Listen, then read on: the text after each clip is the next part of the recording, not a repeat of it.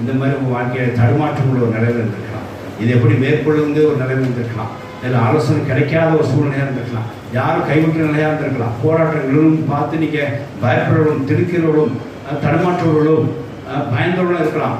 அந்த இடத்துல கர்த்தர் உங்களுக்கு ஹெல்ப்பராக இருந்து சகாயராக இருந்து கரம் நீட்ட காரியத்தை நீங்கள் என்ன செய்ய தேவனுக்கு சோத்திரம் செலுத்துங்க. கர்த்தர் மேற்கொண்டும் அந்த பரிசல் இனி அவங்களுக்கு வராதபடி பாதுகாத்து கொள்ற மாதிரி அந்த போராட்டம் இனி வராமலே ஒரு பாதுகாத்து கொள்வோம். ஆமென். ஹல்லேலூயா.